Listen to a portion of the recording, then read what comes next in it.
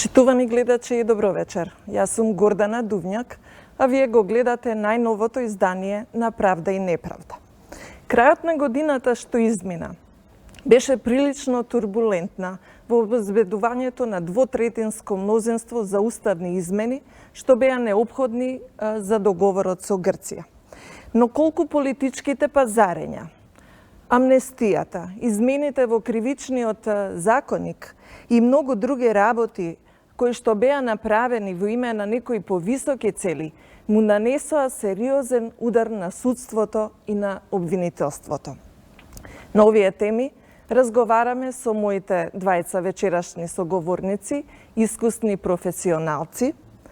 Од мојата лева страна, врховниот судија во пензија, Дане Илиев, поранешен председател на Врховниот суд, и од мојата десна страна, обвинителот Коста Петровски, поранешен член на Советот на јавни обвинители и заменик државен јавен обвинител во пензија. Добро дојдовте. Најпрво ќе ве прашам околу вашиот став околу уставните измени. Вредеше ли заради големата слика, а тоа е влезот во ЕУ и НАТО, да се стесни рамката на судството и обвинителството, за кој што велиме дека се главниот сегмент и најважната алка за владење на правото и функционирање на правната држава. Еве од вас да почне. Добро вечер најпрво. Прашањето е и тесно и широко. По однос на уставните измени и причината заради промена на уставот, вашето излагање упатува и ги кажа целите зашто се измени уставот. Носењето на законот за амнестија пак од друга страна помогна да се извршат овие уставни измени, односно да се донесат амандманите, кои имаат своја функција за договорот од Преспа. Ако гледате потесно дали законот за амнестија, дали вредеше, тоа сигурно дека вредеше. Ако гледате потесно дали тој закон остави или направи штета на судството како судство, мислам дека не, бидејќи собранието е тоа која носи политичка одлука дали ќе донесе закон за амнестија или не. Тоа само по себе не може да влие на судиите и на судството. Но тоа пошироко влие и го гази принципот на владење на правото, на еднаквост на граѓаните пред законот. Потоа го погазува правото да сторителите на кривични дела добијат соодветна казна како е пропишена по закон. Тоа само по себе има последици во делот на правниот поредок и владење на правото. Судството како дел од тој вкупниот правен поредок ќе најде сили, мислам, тоа не може да му се одржи на предметната работа која што судиите треба да завршат во нивната работење, но општо ќе има влијание на она што значи казнена политика, водење на казнената политика према одредени сторители за одреден вид на кривични дела и конкретно во овој дел она што значи обвинението за 27 за сторителите и така натаму.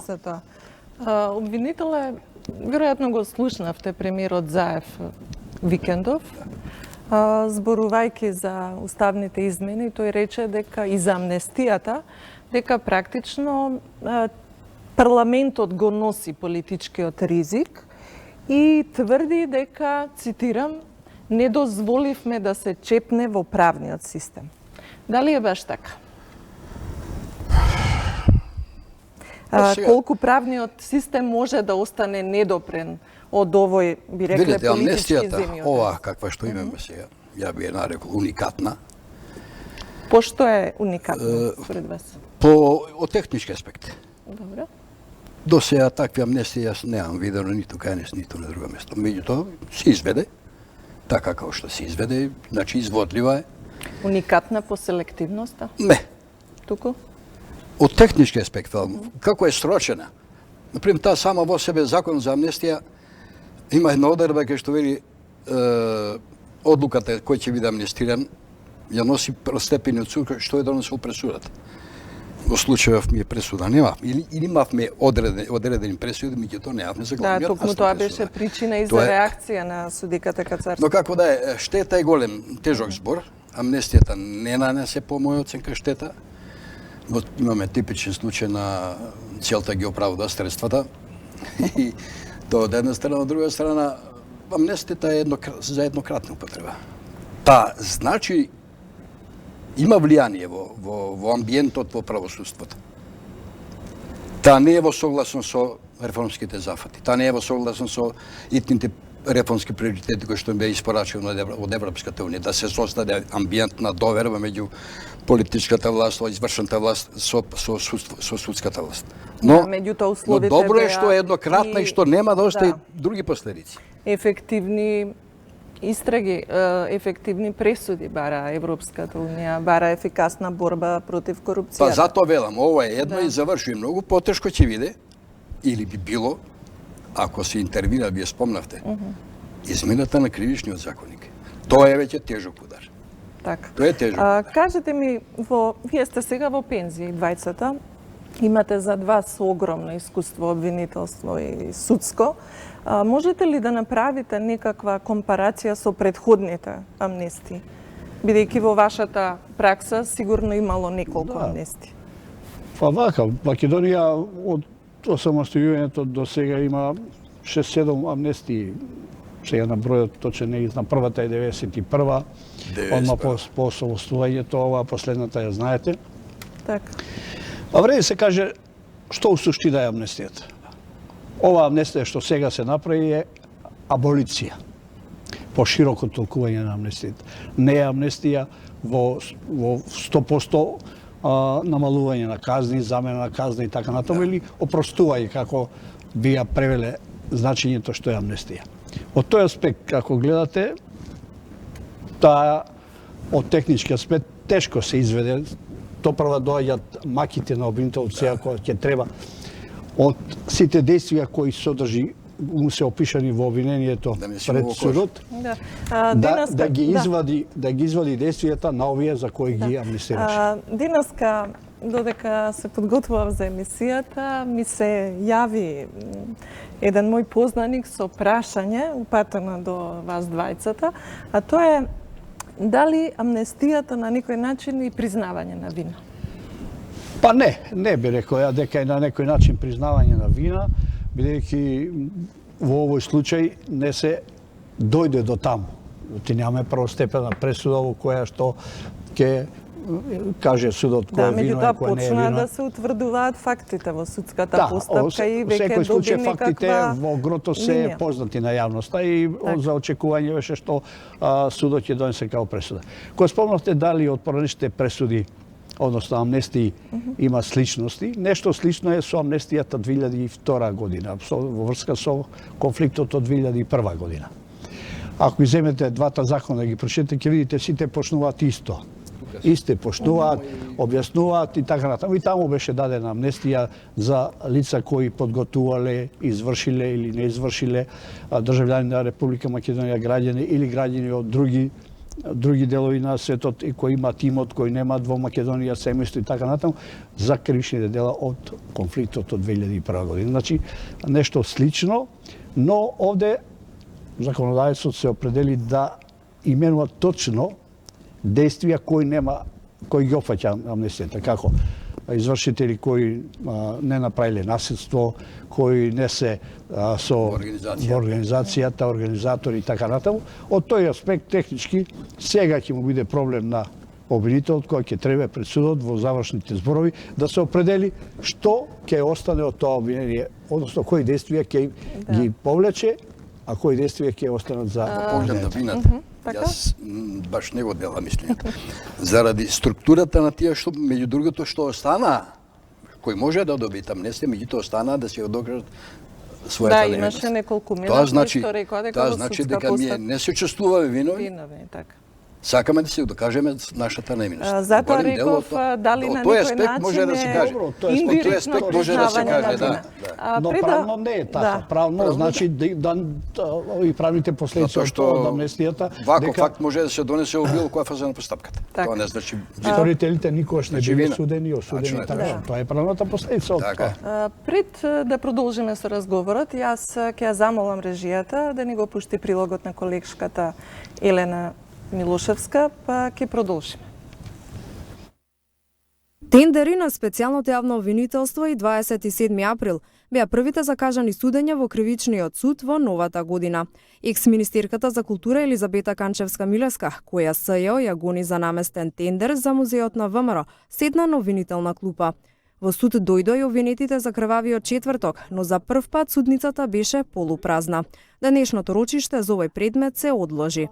Наместо на 33 судиката Добрила Кацарска ќе им суди на 18 обвинети. Својата невиност пред суд продолжуваат да ја докажуваат петмината кои не побара амнестија. Екс-директорот на Бирото за јавна безбедност Митко Чавков, началникот во МВР за специјални операции Душко Лазаров, еден од водачите за Заедничка Македонија Игор Дурловски и Јане Ченто и Игор Јук од патриотските здруженија.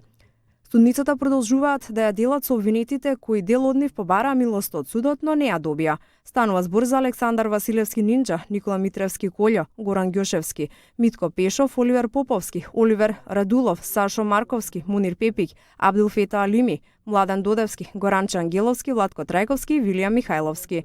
За разлика од нив, имаше и такви кои новата година ја дочекаа на слобода. Меѓу нив беше и пратеничката тројка Муковски, Василевски, Арнудов, собраниските вратари кои гласаа за уставните промени. Досега се амнестирани 15 лица за овој предмет. Судењето за крвавиот четврток започна пред половина година со интензивни и маратонски рочишта. Значително се намали интензитетот на истите, а дел од нив беа откажани со отпочнување на собраниската постапка за помирување носењето на законот за амнестија, во јавноста познати како селективен закон за амнестија. Истиот на 18 декември лани едногласно беше донесен во собранието. Дали истиот за некои обвинети и осудени лица беше мајка, а за некои маќа? За настаните од крвавиот четврток беа амнестирани тие кои согласно законот не вршеле физичко насилство и не биле организатори.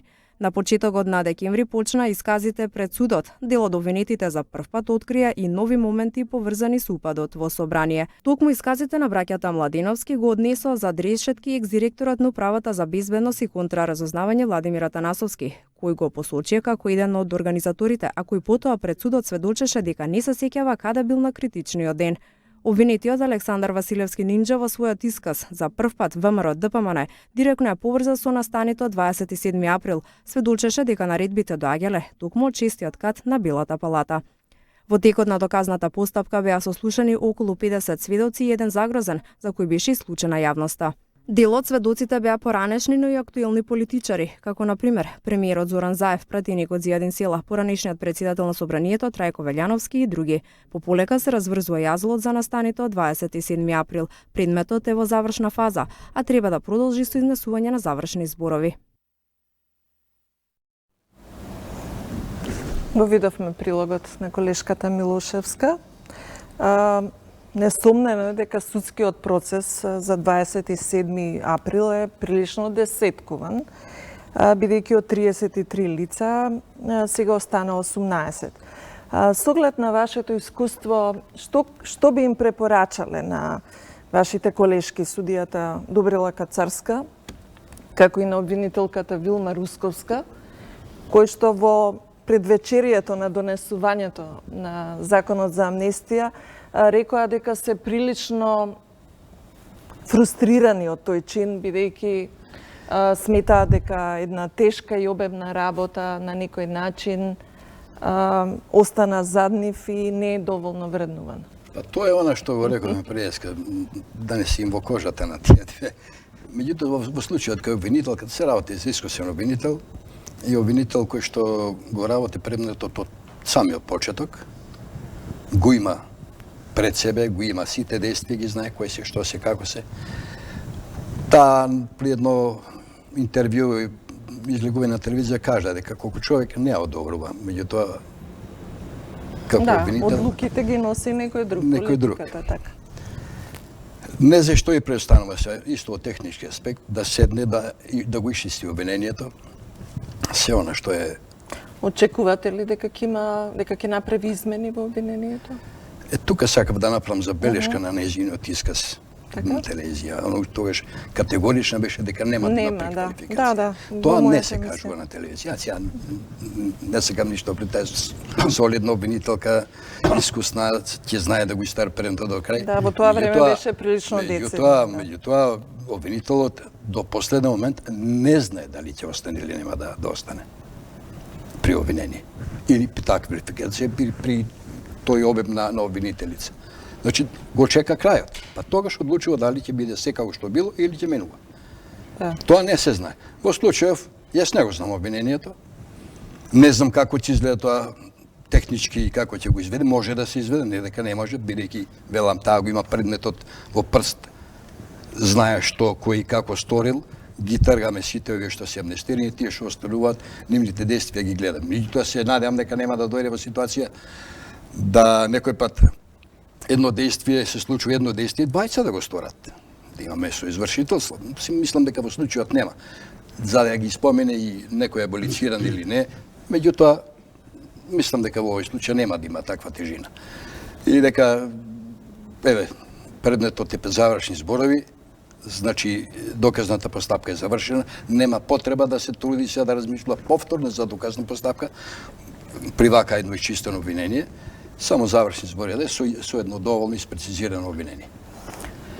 Какви се вашите очекувања од овој судски процес? Да поддржам судиката што го води предметот. Нејзина задача е да ги исклучи емоциите од впечатоците од она што било, како било. Тоа се действија преземени според законот, надлежно собрание и така натаму, да го доврши она што и предстои пред незе, завршни зборови да ги издаде, ако евентуално обвинителот не изврши некои прецизирање или промени на обвинението, бидејќи по законот тоа му е дозволено.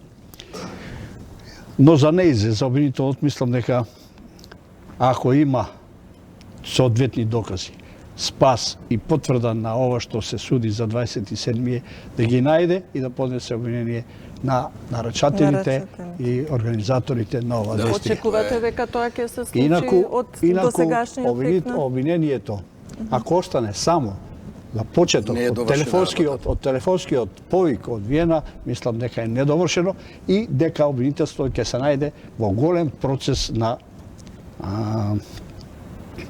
потреба од тражење прави аргументи и начин да ја излезе јавноста.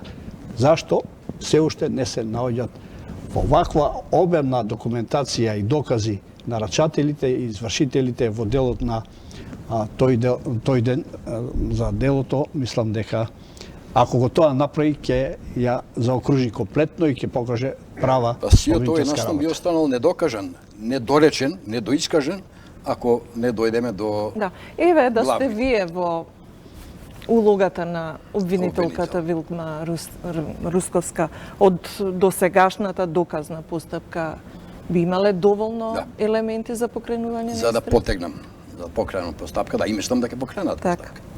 Дали очекувате дека жалбената постапка може да го пролонгира крајот на судењето? Тоа е возможно, но далеко е до жалбена постапка. Не, жалбена постапка мислите за амнестијата, затоа е одложено денес. Роковите се кратки за една недела ќе трае тоа, нема повеќе. Опозицијата цело време, опозиционата ВМРО се обидува на некој начин да ги девалвира овие две личности кои што во моментот се персонификација обвинителката Русковска на обвинителството и кацарства на судството, велејќи дека тоа е на некој начин. Тоа е судството во Македонија. Да. Колку се оправдани ваквите етикетирања? Тоа е недозволено. Ја мислам дека и треба да се преземат мерки на таквите изјави. Тоа е клакантен пример на вршење на притисок врз судството и неможноста тоа да остане независно, самостојно и така натаму. Тоа, поготово за една парламентарна партија и така натаму, мислам дека Македонија стварно пати од такви неодмерени изјави и напади врз судството и така натаму. Тоа носи соодветни последици како површителите на функцијата судии, така и по вкупниот функционирање на правниот поредок во државата. Да, Тоа може е тој целта да вршат притисок. Не Да, може тој меѓутоа, меѓутоа сам ќе дека нема да има се ефект. согласите дека во целиот овој процес од 20 и кусур години постојано судството и обвинителството се ставени на тапет. Па во управо обвинителство и зависност судство од... тие изјави се казниви. Так. Ама хајде да најдеме обвинител и суд. Таквите изјави и сопштенија се казниви. Тоа има и споредбена судска пракса во светот да видите како се казнуваат такви изјави. Не, тоа не е допуштено.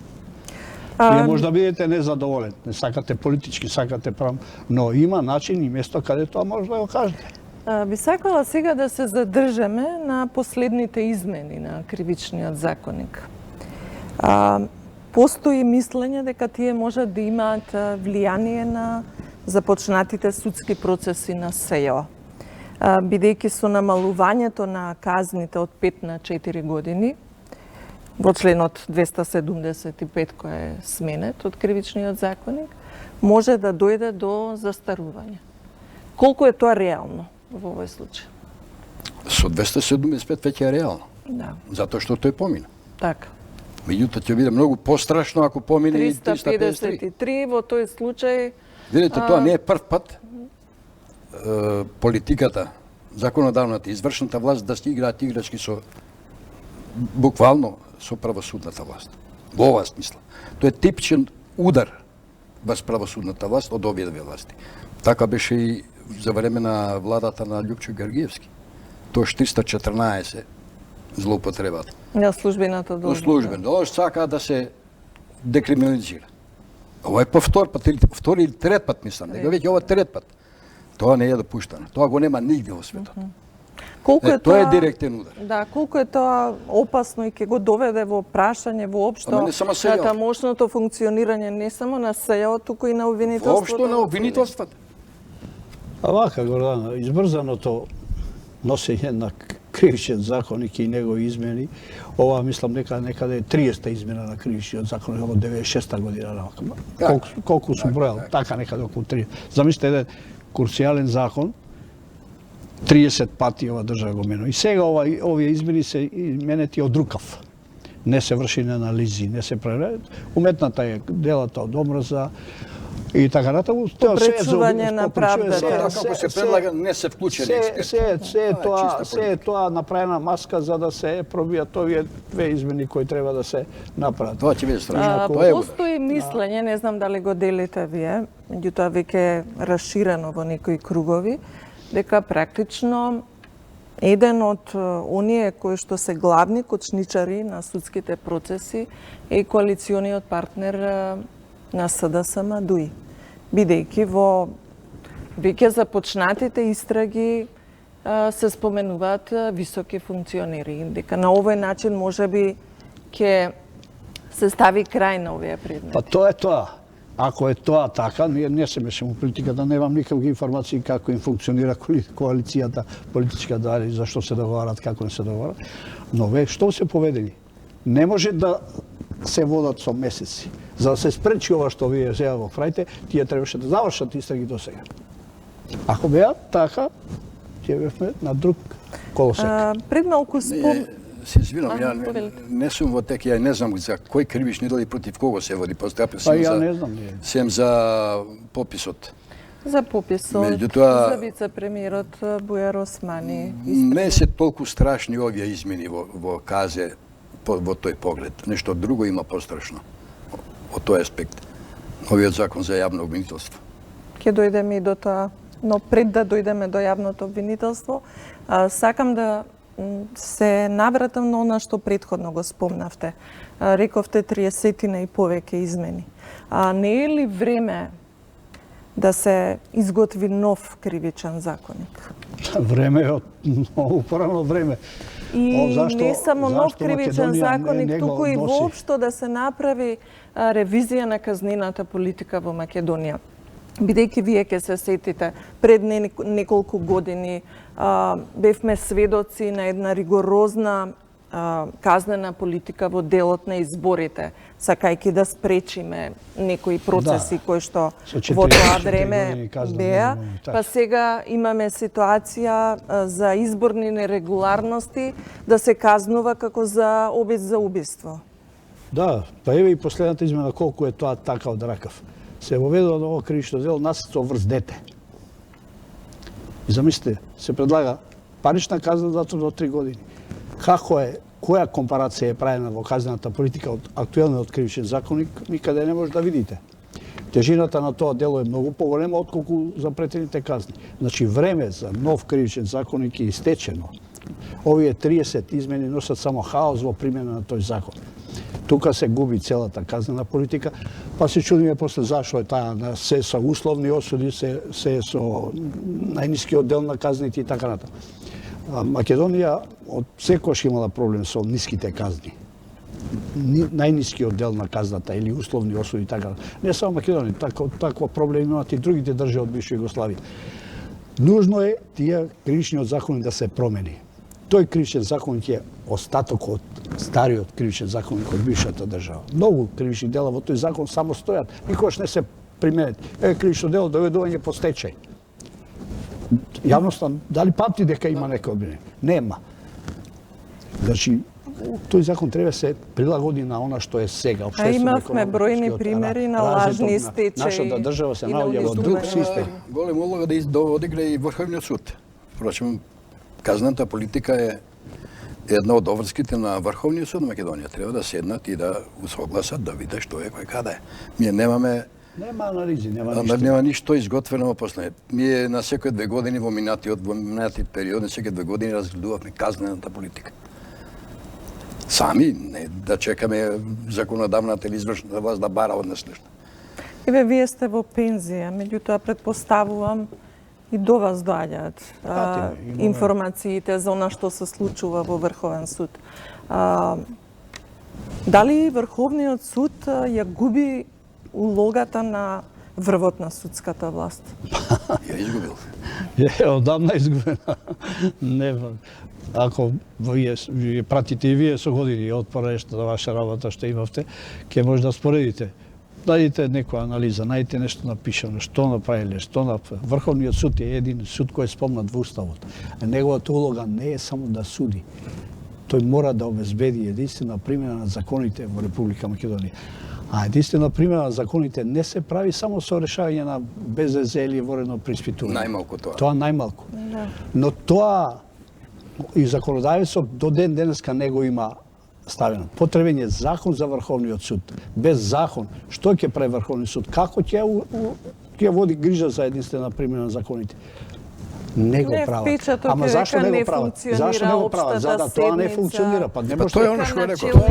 Тоа е тоа не функционира. Начелни правни ставови, замислите, начелни правни ставови нема. Или обврската од закон за судовите дека начелниот правен став ги обврзува само судиите на Врховниот суд, а не ги обврзува пониските судии. Па тоа е нонсенс. Значи законот ако не го донесат закон за Врховниот суд кој ќе каже како, во кој правец Врховниот суд, кога е надлежен, што ќе прави. Врховниот суд мора да добие надлежност во секој предмет кој одскака од законите на Република Македонија да го преиспита. Не само странките и ова воредните правни лекови. Со тоа не се уедначува единствената примена на законите. Значи потреба од структурна, квалитетна, материјална реформа во Македонија постои текако, ама тоа сериозно треба да се направи. И во закон за судови, во процесните закони, во кривичниот закон. Сето тоа... Еве сега се најавува цел пакет на реформски закони за правосудство. Тоа се тие итните реформски приоритети што ни беа зададени во задача. Мислам дека добро ги терат, нема многу бука во јавноста, меѓутоа... Колку се, добро вела дека законот за судови е усогласен. За судски совет. За судски совет. За јавно обвинителство. Но вие го спомнавте законот за јавно обвинителство. Моите информации говорат дека при крај се и со него. Вака ве уплаши читајќи го законот, затоа што... Видете, во тој закон, ово ја што го гледам, што го видов денес, имав прилика да го седнам, има многу добри решенија Многу работи што недостасува сега се ставени, но оно што највеќе ме интересираше е статусот на јавното, на специјалното јавно обвинителство. Сега веќе во тој закон стои специјално јавно обвинителство, и ако Дане ќе се сложи со мене, ние во нашата држава специјални судови немаме.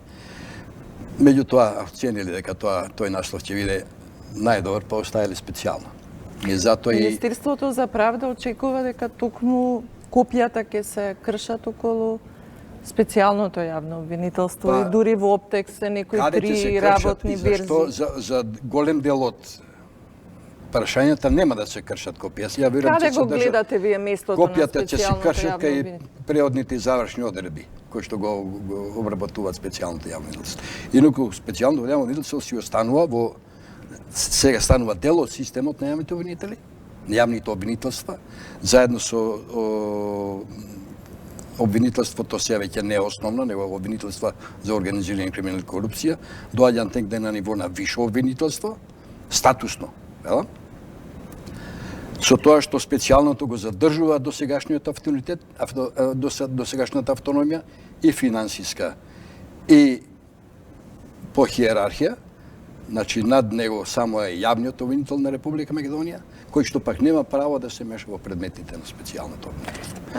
Тоа е се во ред. Тоа произлего од досегашниот закон. Затоа и се формираше тоа обвинителство. Како ќе функционира во еднина две обвинителства Како со тоа ќе функционира во слична праксата? И нема ли да има испреплетување и на надлежностите и на предметите? Тие се таксативно наброени, надлежноста е таксативно наброена, кои кривични дела, за кои ставови се во надлежност на организиран криминал и кои се во надлежност на специјалното јавно обвинителство од аспект на кривични дела и од аспект на сторители на кривични дела. Организиран криминал, обвинителството за организиран криминал ќе постапува по кривични дела сторени од државни службеници при јавни предпријатија, во државните служби и така натаму, дорека специјалното обвинителство ќе постапува само за кривични дела сторени од функционери. Значи, тука е разликата во статусот на сторители. Да, кривичните дела, потешките стави од сите кривични дела што ќе постапува организиран криминал, постапува специјалното обвинителство плюс против државата. Мислам, има една цела глава. Остануваат неколку клучни Тоа ќе биде прашања. тешко да се... Што ќе се случи со започнатите истраги и кој ќе ги води? Каква ќе биде судбината на прислушуваните материјали? И што е со рокот за истраги? Овака, Гордана, ја нешто слично со Коста мислам, а имам некои своји финеси. По новиот закон за јавно обвинителство, специјалното јавно обвинителство мора да остане. А одделот за организиран криминал, кој долги години е злоупотребуван, сакате кадрски, сакате предметно, треба да се збрише. Имаше Да се преточи во специјалното јавно обвинителство. Имаше една идеја за спојување на специјалното јавно обвинителство и комплетната работа на тоа одделение треба да се дојде во дојде, специјалниот.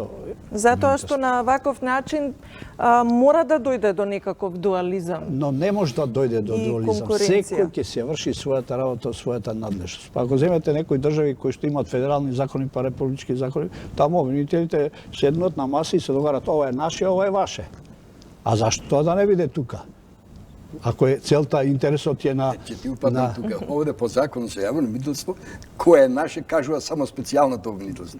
Што ќе каже? Ќе видиме со закон. Специјалното е тоа. Значи, ако е целта да се гонат сторители на кривични дела по службена должност, тоа што е основна задача на јавното обвинителство, нема правење сопки, ова е наше или ова е наше, па ова е поголем, ова е помал и така натаму. Тоа веројатно искуството и праксата на луѓето кои работат таму ќе го анулира, нема да има. Тоа се Не сум ми убеден. одговоривте што со започнатите истраги. Започнатите Тоа е истраги многу ќе си ги продолжи битно истото обвинителство кое ќе се вика специјално и останува во законот. Тука нема никаква пречка да се продолжи, да се користат истите докази. Мислам дека не е добро. Ја гледам некои изјави како прислушкуваните разговори треба да се отфрлат, да се индиција. Не може да бидат индиција. Малку Не може да биде до денеска беа докази, можеме да ги зедуваме до утре. Тоа мислам дека не е правничко осмислено кажано. Тоа во закон не може да влезе така и да судовите ќе продолжат, односно обвинителот да работи така како што до сега Бидејќи толку работи. битки се бија да бидат признати како доказ. Така треба да биде. Да. Логиката и во ЗКП и така натаму, она што ми го знаеме. Меѓутоа во законот за јавно обвинителство има преодни и завршни одредби кои што ја регулираат оваа работа, оваа материја. Малку повеќе сложено е тоа сторено. Што со започнатите истраги? Започнатите истраги, што ги започнал специјално обвинителство, ќе се ги продолжи. Но тие другите предмети, по кои што е отворена предкривишна постапка, ако се превземени, Тие не се предмети, тоа е... ако се превземени од другите основни обвинителства, ќе продолжи да постапува по нив. Но ако не се превземени, теча други рокови. но ако не се превземени, а се кај нив, треба да ги запрат. Оправдано. Тоа е лошото. Тука се губи многу. Затоа што сега води постапка специјално, но тоа не се предмети кои што се превземени. Не може по нив да поднесе обвинение. Од тие што ги превзел, а води истрага, може обвинение да поднесе. А за овие не може. Тоа е она игра преска што реков, тамо треба да се бара. За пописот имаме истрага. Ама тој предмет не е превземен. Тоа е решливо прашање. Не е решливо. Треба реши закон. Така, ама законот го решава, вика, ќе се запре постапката. Апа затоа го решава. Така го решава. Дали така треба да биде? Други мотиви за да се. Има други мотиви во законот. Но прашањето околу специјалното јавно обвинителство е само еден дел.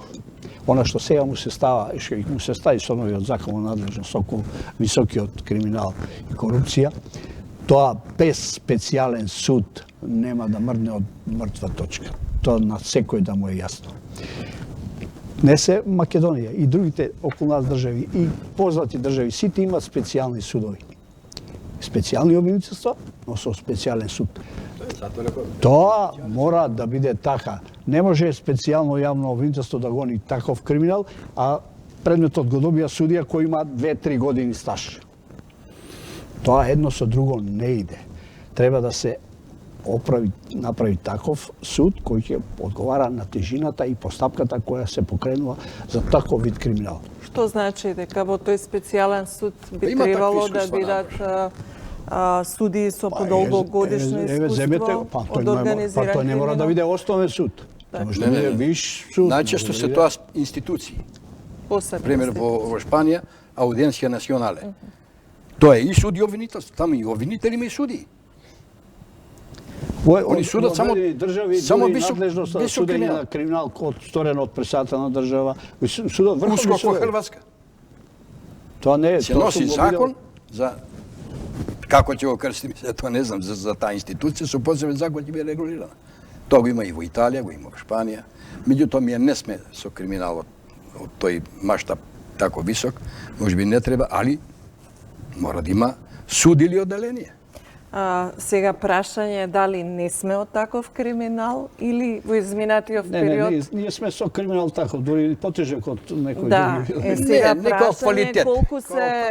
колку се судало или колку имало волја за Тоа обвинителот прашате за предмети од ваков вид за криминал. Ако ги прашате обичните граѓани, ако ја погледнете перцепцијата е структурата негативна, на функционерите во државата, има многу функционери кои што дошле или имаат приливи само од една плата, личен доход, а знаеме каква им е имотната состојба. Па е, Тамо земете ја Франција.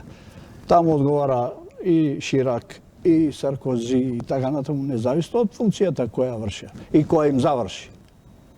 Разбирате? Добар, одговарат и Ама кај таму нас. имаат специјални Колку ќе суд, одговарат, специјален, истражен судија специјален. Еве сега тероризмот во вестникот што настрада новинарите, Шарли, како се викаше,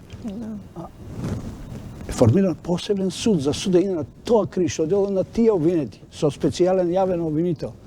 Значи, тоа е познато, не е непознато. Не е непознато. Ние сега правиме специјално јавно обвинителство, му даваме нова надлежност, му даваме надлежност од највисок вид по однос на сторители и идни сторители на кривични дела, ако такви се откријат, а останувате судска најниска надлежност. Па замислете, тоа смешно е. Најма. Па дали минатото ни покажало дали има ваков или таков криминал, дали е работеле обвинителствата? Па одговор е специјалното јавно обвинителство. Не случајно се формираше.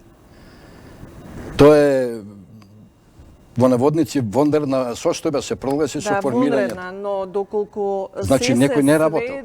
сведува на гонење на сторители од предходната владеачка гарнитура, а се замижува пред криминалот и злоупотребите од актуелните, Не би требало да биде така. Се губи смислата. Не би требало на така тој и начин. затоа се формираше. Сакам друго ако да вие знаете дека јавните обвинители на 27 не извршиле увид во собранието, по наредба на тој што требал да им нареди увид, каде е постапка, каде е одговорноста? Да, се води дисциплинска постапка, но се уште не е завршена. Нема специјален обвинител. Затоа и се дава ова нова надлежност на специјалното обвинителство. Оние до сега не без област, нема надлежност. Има надлежност исклучиво за сето оно што произлегува од прислушкуваните материјали и толку. Гледате ли во овој момент разлики во функционирањето на редовното обвинителство и на специјалното? Да. И едните и другите работат по Законот за кривична постапка, меѓутоа Голема разлика има, не заради Законот за кривична постапка и работат каде ги едните и гледате другите. клучните Во сите разлики? сегменти. Во сите сегменти. Јас ќе почнам со ова. Специјалното јавно Тоа го обвинителство велите како советник на СЈО или консултант бев едно време, меѓутоа мене ми се пријатели и мои ученици вработени во републичкото јавно обвинителство, па и во основното јавно обвинителство. Исто и во специјалното обвинителство. Сега кога ќе ме викнат ќе помагам. Специјалното јавно обвинителство е поставено на сосема нови основи. Има нови темели. Обезбедено од сите аспекти. Организационно е комплетно опремено. Има истражен центар што години мина за да се имплементира ЗКП во другите обвинителства нема. Истражниот центар, истражителите, тоа е там суштинска работа. Обезбедено, мораме да кажеме, тоа е многу важна работа. Финансиски, финансиска независност, да. материјално, колку што има возила, тоа обвинителство сите заедно останатите немаат. Значи, тоа е пример како треба да функционира едно обвинителство. Ова е апел до државата, но и до обвинителите, да бараат, да тражат, да ги имаат истите услови што ги има специјалното обвинителство. Покажа резултати, функционира. Значи може. Голема е разликата и во примањата, и во условите за работа, да немаш истражен центар, да немаш истражители. Не бараат истражители, си ги имаат. А како тогаш го толкувате падот на довербата во специјалното јавно Ја не би обвинителство рекол во дека има последно време? Имаше такви истражувања, особено кои што на некој начин се поврзуваат со бегството на Груевски. Падот на довербата беше од страна на една од политичките партии, колку јас се сеќавам. Опозицијата во довербата на СЈО. Специјалното јавно обвинителство, ама нема буквално ништо со бегството на Груевски. Буквално нема ништо. Тој што ги познава работите, ќе знае кој треба да носи некаква одговорност ако има место за одговорност. Нити може да обезбеди, нити може да чува, нити може да 24 часа да покрива некого. Обвинителството и судот. Се знае кој кого го Судот ја покрива. префрли топката Нема, на не се префрла. обвинителството. Има Обвинителството кај што требаше да предложи и кога требаше да предложи притвор за Груевски, за Мјалков, предложи. Не се прифати.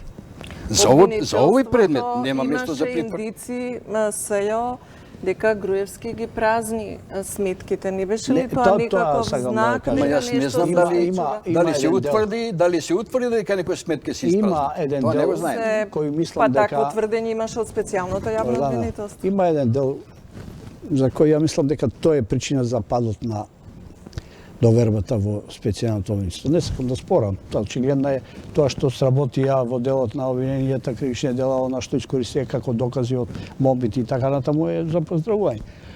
Но во еден дел, мислам сега при крајот,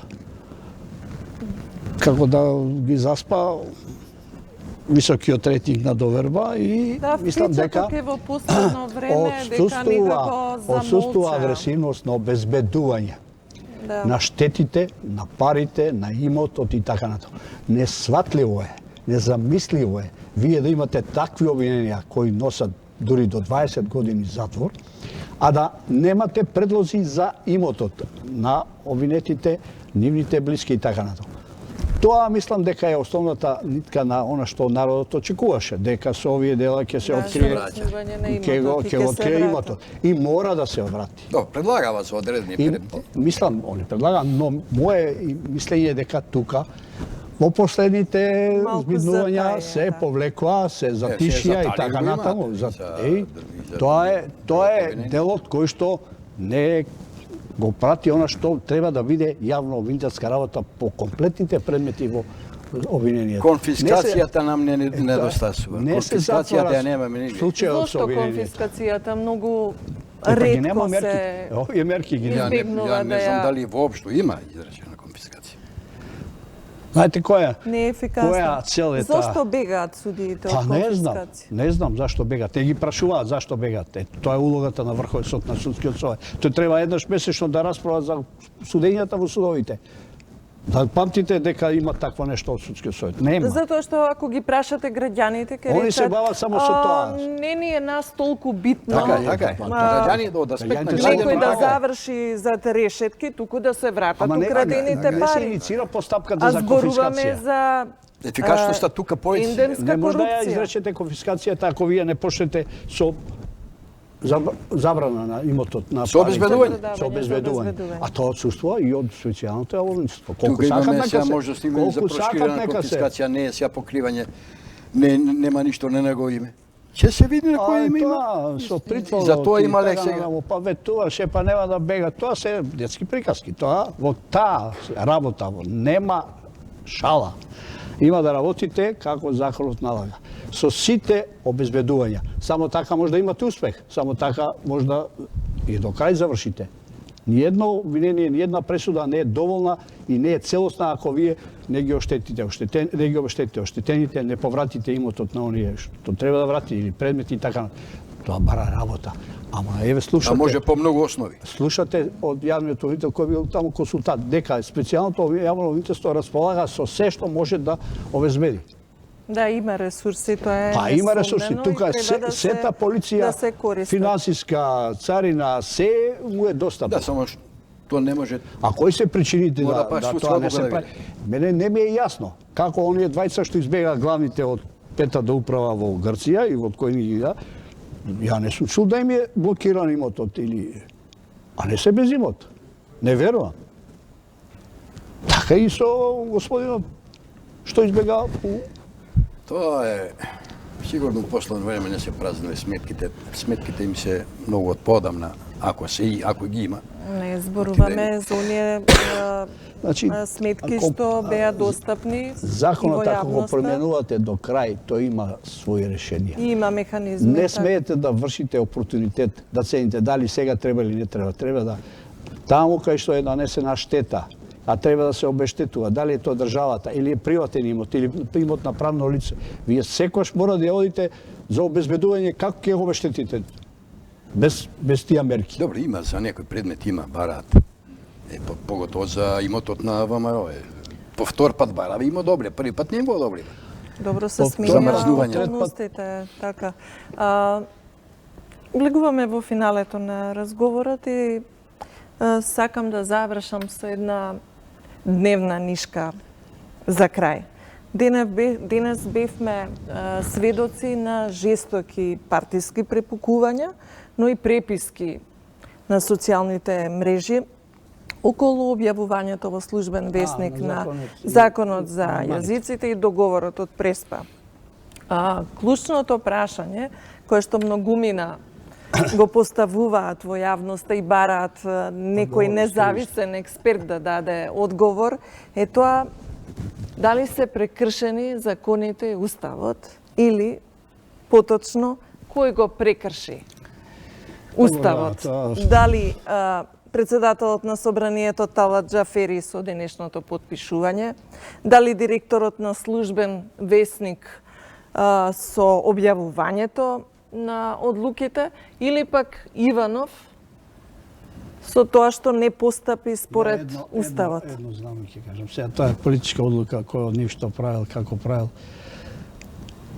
Председателот според уставот е должен да го потпише законот тогаш кога по втор пат ќе биде изгласан со такво мнозинство од собранието.